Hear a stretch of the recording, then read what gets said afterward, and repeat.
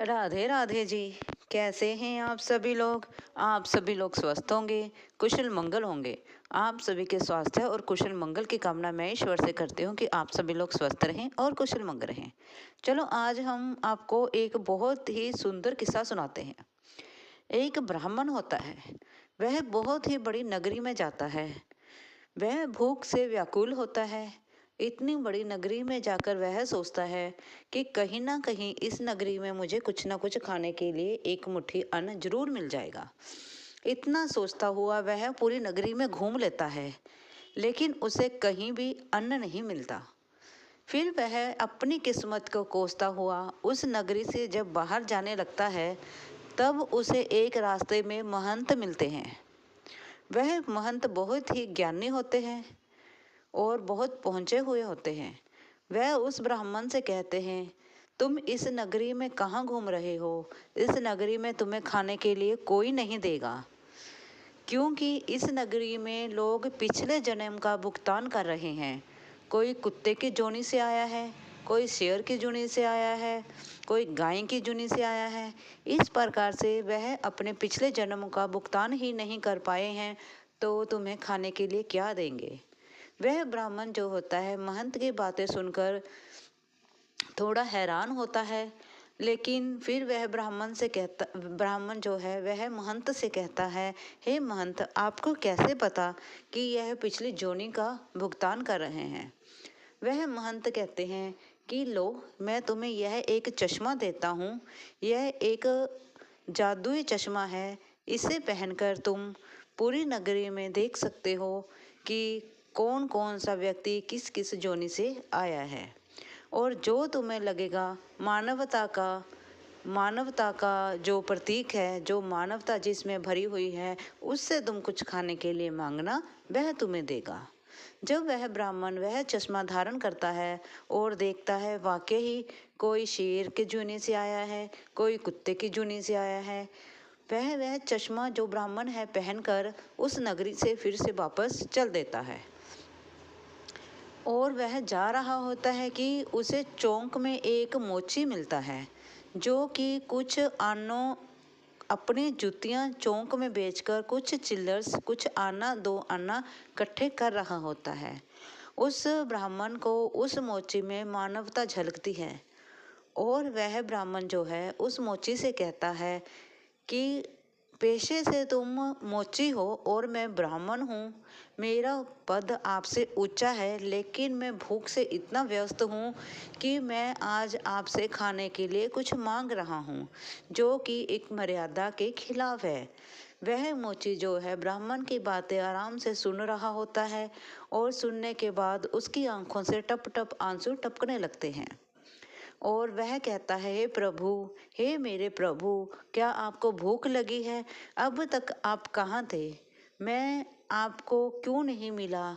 कब से आप आ जाते? जो मुझसे बन पड़ता मैं आपको खिला देता। लेकिन वह मोची आना दो आना जो उसके चिल्लर थे वह इकट्ठे कर हलवाई की दुकान पर जाता है, और हलवाई से कहता है, यह चिल्लर ले लो, इस मेरे प्रभु को पेट भर भोजन खिला दो। और इतना कहकर वह वहाँ से चल देता है, और चौक में जाकर अपने हाथों द्वारा बनाई गई वह जूतियाँ चौक में बेच रहा होता है। वहाँ पर उस नगरी का राजा आता है, जो कि जूतियों से बहुत ही मोहब्बत करता है, क्योंकि उसे जूतियों पहनने का बहुत ही बड़ा शौक होता है। लेकिन किसी भी मोची द्वारा बनाई गई जूतियाँ उसको फिट नहीं बैठती हैं, और इसलिए वह अपने मंत्री को डांटता हुआ वहाँ से चला जाता है। लेकिन जब वह मोची जो है जूतियाँ बेच रहा होता है, तब राजन वहाँ आते हैं, और मोची जो है उन्हें कहता है कि राजा, आप यह जूतियाँ खरीदना चाहोगे? तो राजा कहते हैं कि मुझे कोई भी जूतियाँ फिट नहीं होती हैं, इसलिए मैं कोशिश नहीं करूँगा। लेकिन मोची के बहुत बार कहने पर राजा वह जूतियाँ पहन कर देखता है, और उनके पैरों में वह जूतियाँ जो हैं वह फिट बैठ जाती हैं। जब जूतियाँ राजा के पैर में फिट हो जाती हैं, राजा बहुत ही प्रसन्न होता है, और अपनी शर्त के मुताबिक कहता है कि मोची, आज मैं तुम्हें इनाम दूंगा, इसलिए तुम मेरे महल में कल आ जाना। इतना कहते हुए राजा अपने महल की तरफ चला जाता है। वह राजा जो है खुशी खुशी महल जा रहा होता है, क्योंकि उससे अपनी पसंदीदा जूती मिल जाती है। चलो जी, अगला दिन आता है। तब राजा मोची को अपने महल में बुलाता है और सभा में बुलाने के बाद पूछता है कि यह जूतियाँ तुमने कैसे बनाई हैं, और यह लो 5 रुपये जित्तियों के, और ये 5,000 का इनाम मैं तुम्हें देता हूँ। लेकिन मोची जो है उसमें मानवता भरी होती है, इसलिए वह राजा से कहता है, हे राजन, यह जूतियाँ चाहे मैंने बनाई हैं, लेकिन यह मैंने आपको नहीं दी हैं।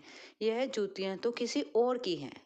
राजा बहुत हैरान होता है और कहता है, यह जूती किसकी है? वह मोची कहता है, यह जूती एक ब्राह्मण की है, जो कि मेरे पास छोड़ गया था, जो आपको फिट आई हैं। फिर वह राजा कहता है, जाओ उस ब्राह्मण को बुलाओ। मोची जो है मानवता से भरा हुआ वह दौड़ा दौड़ा ब्राह्मण के पास जाता है और ब्राह्मण को लेकर वह महल पहुंच जाता है। जब मोची ब्राह्मण को लेकर महल में जाता है, तब राजा से कहता है, यह वह ब्राह्मण है जिसकी यह जूती है। ब्राह्मण कहता है, नहीं मोची, यह जूती तुमने बनाई है, इसलिए यह तुम्हारी है। फिर मोची कहता है, हे ब्राह्मण, अगर तुम भूखे ना होते तो मैं ना यह जूती बेचता, ना यह राजा को मिलती, और ना इस इनाम के हम हकदार होते। तुम्हारे कारण मैंने यह जूती जो है ब्राह्मण को, राजा को बेची है, इसलिए इस जूतियों के हकदार तो आप ही हैं। इसलिए हे राजन, यह 5,000 और 5 रुपये जो हैं आप इस ब्राह्मण को दे दो। इसीलिए मैंने इन रुपयों को हाथ नहीं लाया, क्योंकि हमारी जो आत्मा होती है वह कई बार हम बेईमान हो जाते हैं। जब हमारे हाथ में पैसे आते हैं तो हम जो है लालच में आ जाते हैं, इसीलिए मैंने इन पैसों पर अपना हक नहीं माना है, यह ब्राह्मण के पैसे हैं। फिर राजा ब्राह्मण से पूछता है, ब्राह्मण, तुम इस नगरी में कहाँ से आए हो? ब्राह्मण कहता है कि मुझे भूख लगी थी, इसलिए मैं यह नगरी बड़ी होने के कारण यहाँ भोजन की तलाश में आया था। लेकिन इस नगरी में कोई कुत्ते के भेष में है, कोई शेर के भेष में है, और कोई गाय के भेष में है, और इसलिए मुझे यहाँ पर खाना नहीं मिला। एक ही व्यक्ति था जिसमें मानवता थी, और वह था मोची। इसलिए मैंने मोची से खाना मांगा और यह जूतियाँ आपको मोची को बेचनी पड़ी। इसी कारण से मोची ने यह जूती आपको बेची। तो जो राजा होते हैं वह कहते हैं, हे ब्राह्मण, तुम्हें कैसे मालूम कि यहाँ पर शेर, कुत्ता इस रूप में लोग घूमते हैं?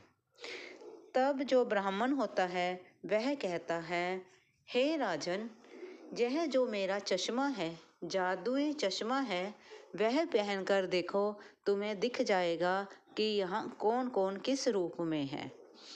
तो ब्राह्मण जो है राजा को वह चश्मा देता है, और राजा जो वह चश्मा पहनता है और देखता है कि उसकी सभा जो है शेर, कुत्ते, बिल्ली, गायें आदि अनेकों जानवरों से भरी हुई है। इतना देखकर राजा जो है वह अचंभित हो जाता है कि मैं किन जानवरों के बीच में रह रहा हूँ। लेकिन राजा को भी उस सभा में एक ही व्यक्ति नजर आता है जिसमें कूट कूट कर मानवता भरी होती है। इस प्रकार से राजा जो है इंसान और मानवता में फर्क जान पाता है। तब राजा जो है वह सोचता है कि अब इस 5,005 रुपयों का असली हकदार कौन है। इसी प्रकार से हमारा जीवन होता है। हमें यह ही नहीं मालूम होता कि हम किन किन जानवरों के बीच में रह रहे हैं, हम किन किन लोगों के बीच में रह रहे हैं। हम तरह तरह के लोगों के बीच में रह रहे होते हैं। यह नहीं हमें मालूम होता कि जो यह व्यक्ति है वह हमारे लिए अच्छा है या बुरा है। कोई पता नहीं होता कौन सा व्यक्ति हमें कब धोखा दे जाए।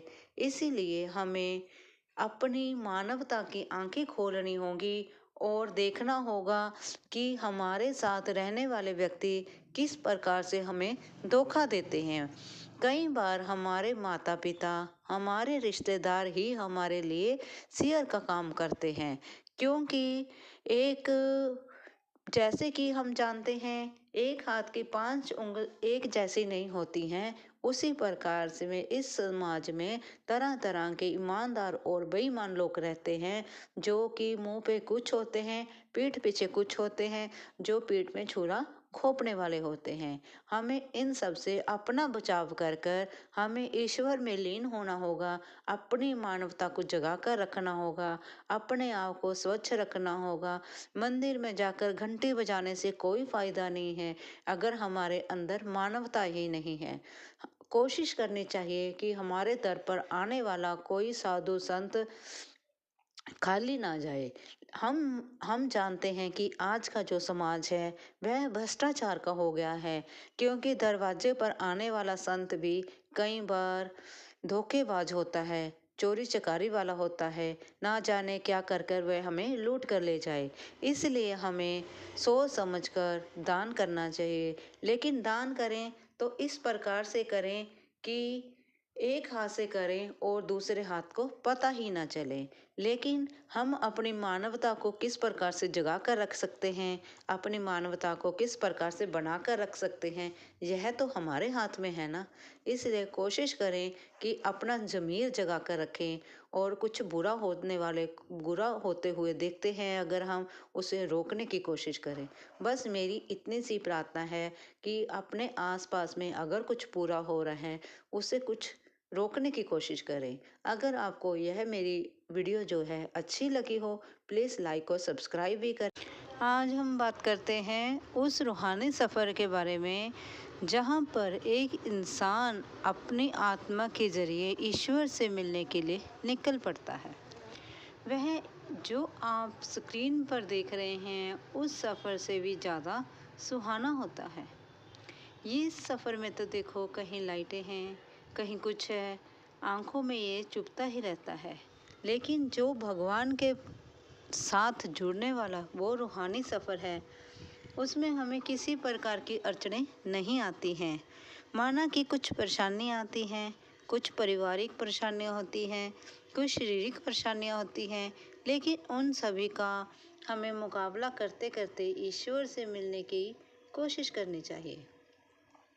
ईश्वर से माने जिस मर्जी रूप में आप भगवान को मान लें, भगवान श्री कृष्ण जी को, या फिर भगवान शिव को, कोई साईं बाबा जी को, कोई माँ दुर्गे को, अपनी अपनी श्रद्धा के अकॉर्डिंग जिस भगवान के ऊपर विश्वास है उस भगवान को आप एक मुद्दा बनाकर उस भगवान को आप अपना हाथ पकड़ाकर आप उनकी तरफ खींचे चले जाते हैं। जब वह एक रूहानी सफ़र होता है, रूहानी सफ़र जिसमें हम अपना सुख दुख, अपनी सारी परेशानियाँ ईश्वर के ऊपर छोड़ देते हैं और भगवान के साथ हम जब बातें करने लगते हैं तो घंटा घंटा बैठे हम उनसे बातें करते हैं और हमें यह भी नहीं पता चलता कि हम कितने समय से ईश्वर के पास बैठे हैं या कितने ही समय से हम भगवान के पास बैठे हैं और हमने उनके साथ कितनी सारी बातें की हैं, सुख की, दुख की। जब हम अपनी परेशानियां जो हैं किसी अन्य मानव के साथ, इंसान के साथ ना कर कर हम भगवान के साथ अपनी परेशानियां जो हैं वह बांटते हैं, तो क्या भगवान हमारी इच्छा नहीं पूरी करेंगे? क्या तब फिर भगवान हमारी नहीं सुनेंगे? सुनते हैं, भगवान हमारी सुनते हैं। उनका भी सुनने का एक अपना अंदाज होता है। जैसे कि हमारे जीवन के दो पहलू हैं, जैसे कि एक सिक्के के दो पहलू होते हैं, है ना जी।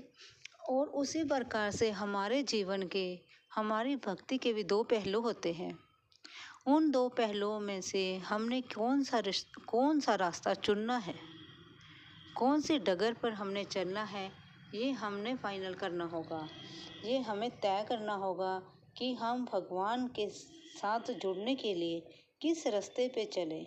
ये देखिए, जिस गाड़ी से हम जयपुर जा रहे हैं उस गाड़ी के सामने कभी कोई ट्रक चल रहा होता है, कभी कोई गाड़ी आ रही होती है, कभी कोई साइकिल आ रहा होता है। उन सभी से बचते हुए हमें अपने मार्ग पर, अपनी मंजिल पर पहुंचना है। उसी प्रकार से जब हम ईश्वर को पाने के लिए निकल पड़ते हैं, अपने मन, मंदिर, आत्मा के साथ निकल पड़ते हैं, तब हमारे रास्ते में अनेक परेशानियाँ आती हैं, तरह तरह की परेशानियाँ आती हैं। कभी हम भगवान से मिल नहीं पाते हैं, कभी हम उनके साथ बैठ नहीं पाते हैं, और भी तरह तरह की हमें परेशानियाँ जो हैं वे आती हैं। लेकिन हमें उन सभी परेशानियों से बचकर, उन सभी परेशानियों को कांट झांट करने के बाद हमें ईश्वर तक पहुंचना है। ईश्वर तक पहुंचने के लिए जो मार्ग है वह बहुत ही कठोर है, कठिन है, लेकिन आनंदमयी है। उस रास्ते पर एक बार चल कर देखो, एक कदम बढ़ाकर देखो, तो भगवान आपके हाथ जरूर पकड़ता है। कदम बढ़ाने के लिए हिम्मत आपको करनी होगी, और आपका हाथ पकड़ना भगवान ने है। ईश्वर हमारी हर रास्ते पर हमारा साथ देते हैं, हर मुसीबत में हमारा साथ देते हैं, हर डगर में हमारा साथ देते हैं। लेकिन उनके पास पहुंचने के लिए हमें पूरी निष्ठा भावना के साथ अपना कदम आगे बढ़ाना होगा। क्योंकि देखो, कोशिश हमने करनी है, रास्ता तो हमें मिल ही जाएगा। इसलिए हमें उस सुहाने सफ़र पर चलने के लिए कुछ सोचना नहीं है, कुछ विचारना नहीं है। बस मन में ठान लो, मन पक्का करो और भगवान की तरफ बढ़ते जाओ। एक न एक दिन हमें मंजिल जरूर मिल ही जाएगी। ईश्वर को हम जरूर प्राप्त कर ही लेंगे। क्या आप जानते हैं, ईश्वर को पाने के लिए उन्हें प्राप्त करना पड़ता है? नहीं, ईश्वर को पाने के लिए उन्हें प्राप्त नहीं करना है, सिर्फ उनमें समा जाना होता है। जब हम ईश्वर में समाने लगते हैं, जब हम यह महसूस करने लगते हैं कि ईश्वर हमारे साथ है, हमारे पास है, हमारे अंदर है, तब समझो कि हम ईश्वर तक पहुंच गए हैं। जब हम मंदिर में जाकर भगवान के पास घंटा घंटा अपनी बातें करते हैं, अपना दुख सुख सुनाते हैं, वे भी हमारे साथ आनंदित होते हैं, क्योंकि भगवान भी हमारे साथ आनंदित होते हैं। ईश्वर हमसे प्रेम करते हैं। जैसे अगर हम उनसे 10% प्रेम करते हैं, अगर हम उनसे 10 पैसे का प्रेम करते हैं ना, तो ईश्वर हमारे लिए दोनों बाहें पसार कर खड़े रहते हैं। जैसे सुदामा जी के लिए भगवान श्री कृष्ण जी खड़े थे। एक कदम सुदामा जी ने आगे बढ़ाया था, और उन्हीं से मिलने के लिए 3 कदम भगवान श्री कृष्ण जी ने आगे बढ़ाए थे। सुदामा के एकमात्र श्री कृष्ण जी के नज़दीक पहुंचने से ही भगवान श्री कृष्ण जी ने चावल के रूप में अपना सब कुछ सुदामा जी को निछावर कर दिया था। उसी प्रकार से जब हम ईश्वर की गोद में समाते हैं, ईश्वर की गोद में अपना सर रखते हैं, तो क्या हमारी सभी परेशानियां दूर नहीं होंगी? होंगी जी, क्यों नहीं होंगी। हम भगवान से प्रेम करते हैं और भगवान हमसे प्रेम करते हैं। इस प्रकार से हम जब एक दूसरे के साथ प्रेम करते हैं, तब भगवान हमसे अत्यंत प्रेम करते हैं, अत्यंत। एक बार आजमा कर देखें कि ईश्वर हमसे किस प्रकार से प्रेम करता है और कैसे कैसे हमारा साथ देते हैं। भगवान हम सभी का साथ देते हैं, मानो या ना मानो। एक बार आप सच्चे मन से ईश्वर को पुकार के देखें। उसी प्रकार से जब हम अपनी परेशानी को टुकड़ा ईश्वर के सर रख देते हैं, तो भगवान हमारा साथ देते हैं। वे हमारी सारी ही परेशानियां मिनटों में दूर कर देते हैं। ये किस प्रकार से करते हैं, ये हम नहीं जान पाते हैं। ईश्वर भगवान से प्रेम करने के लिए कुछ अलग नहीं करना पड़ता, सिर्फ उनसे मन जोड़ना पड़ता है। जब हम अपना मन ईश्वर के साथ जोड़ लेते हैं, तब हम भगवान तक पहुंच ही जाते हैं। और जब हम भगवान तक पहुंचते हैं, तब हमारी सभी परेशानियां दूर हो जाती हैं और हमारे ज़िंदगी में चारों तरफ स्वर्ग ही स्वर्ग, सुंदरता, अति सुंदरता हो जाती है। कई बार हम भगवान के मंदिर में जाते हैं, वहाँ पर हम घंटों घंटों वहाँ भगवान शिव के पास बैठे रहते हैं। और जब हम शिव भगवान के पास बैठे रहते हैं और वे भी भगवान हमें देखकर आनंदित होते हैं और हम सोचते हैं कि हम यूं ही भगवान के पास बैठे हैं। नहीं, जब हम उनके पास अपना समय निकाल कर बैठे हैं तब भगवान तो सब कुछ पूरे संसार को छोड़कर हमारी तरफ हो लेते हैं, क्योंकि भक्ति को पाने के लिए भक्तों की जरूरत पड़ती है और ईश्वर को पाने के लिए भी हमें ईश्वर की ज़रूरत पड़ती है। और ईश्वर कहाँ है? वो हमारे पास है, हमारे दिल में है, हमारे रोम रोम में बसे हैं। जैसे कि हम सभी को पता है कि कण कण में ईश्वर का वास होता है और बिना पत्ते के ईश्वर के बिना तो एक पत्ता भी नहीं हिलता। उसी प्रकार से जैसे भगवान हमें धूप, छाँव, हवा सब कुछ देते हैं, उसी प्रकार से भगवान हमारे सभी परेशानी भी हर लेते हैं। और उनसे मिलने के लिए हमें किसी समय, किसी दिन, किसी क्षण की ज़रूरत नहीं होती। जब हमारी आत्मा जाग जाए, जब हमारा मन करे, तब हम उनकी तरफ हो लेते हैं।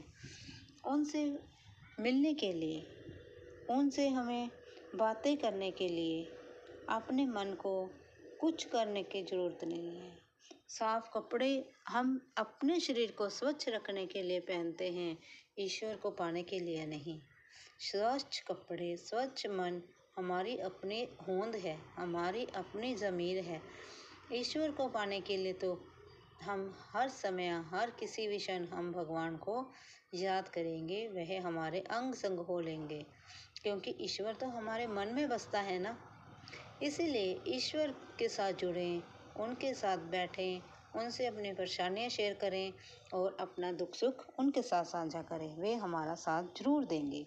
अगर आपको यह करते हैं परमात्मा को यार बनाना, यानी कि ईश्वर को अपना मित्र कैसे बनाया जाता है और अगर भगवान हमारे मित्र बन जाए तो क्या होता है, इस पर हम चर्चा करते हैं। एक ऋषि थे, संत थे। वर्षा खूब हो रही थी। वह अपनी मस्ती में वर्षा के पानी में लथपथ हुए चले जा रहे थे। यूं बारिश के पानी के छींटे उड़ाते उड़ाते वह संत जो हैं अपनी मस्ती में, अपनी ही धुन में, ईश्वर की भक्ति में यूं मस्त तुरे जा रहे थे, चले जा रहे थे। चलते चलते जो बारिश के कारण मौसम थोड़ा ठुठुरने वाला हो गया था और संत ने सामने देखा कि एक हलवाई की दुकान है। मौसम के हिसाब से उस हलवाई की दुकान पर भट्टी चल रही थी और एक तरफ गरम गरम दूध पक रहा था और दूसरी तरफ गर्मा गर्म जलेबियां बन रही थी। जो साधु है वह गर्मा गर्म जलेबी और दूध की तरफ देखता है और फिर उन चीज़ों को देखकर साधु को भूख सी लगने लगती है। लेकिन साधु होने के कारण उसके कुर्ते पर तो एक जेब ही नहीं थी। अगर जेब नहीं थी तो पैसे भी कहाँ रखता। तो अब कहने का भाव यह है कि साधु के पास पैसे नहीं थे, लेकिन वह इन चीज़ों को देखकर उसने भूख तो महसूस की, लेकिन पैसे ना होने के कारण उसने कुछ क्षण के लिए उस भट्टी पर अपने हाथ थोड़े सेके और फिर यूं ही चलने लगा। लेकिन जो हलवाई था, उस दुकान का जो मालिक था, उसने जो उस साधु को भट्टी पर हाथ सेकते हुए देखा और हलवाई के मन में दया सी आ गई। जब हलवाई के मन में दया आई तो उसने साधु को गर्मा गर्म एक गिलास दूध और कुछ जलेबियां खाने को दी। जो संत थे उन्होंने भी जलेबियां और जो दूध है वह आनंद से खाया पिया।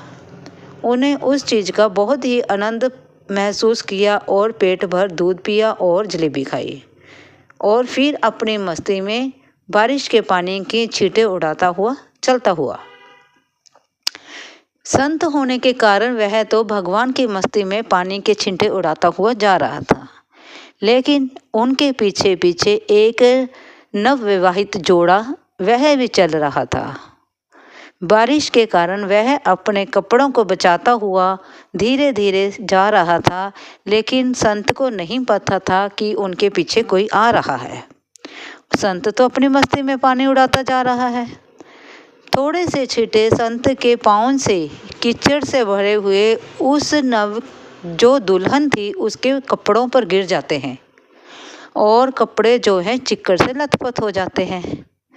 जो वह युवक होता है वह कपड़ों को देखकर गुस्से में भर जाता है।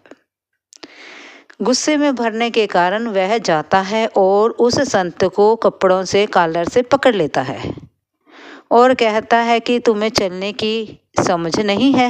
ये देखो तुमने क्या किया है। पानी के छींटे जो उड़ाए वह मेरी पत्नी के कपड़ों पर गिर गए। वह युवक इतना ज़्यादा आग बबूला हो गया कि उसने आव देखा ना था। उसने जोर से संत के मुंह पर एक चमाट धर दिया। थप्पड़ लगने के कारण जो संत है वह कीचड़ के पानी में गिर जाते हैं। गिर गए, लेकिन संत उठे और उन्होंने कुछ नहीं कहा। आसपास में बहुत सारे लोग यह तमाशा देख रहे थे, लेकिन गुस्से से भरे हुए उस युवक को देखकर और उससे बहस करने की हिम्मत किसी में ना होने के कारण सब चुपचाप वहां से निकल दिए।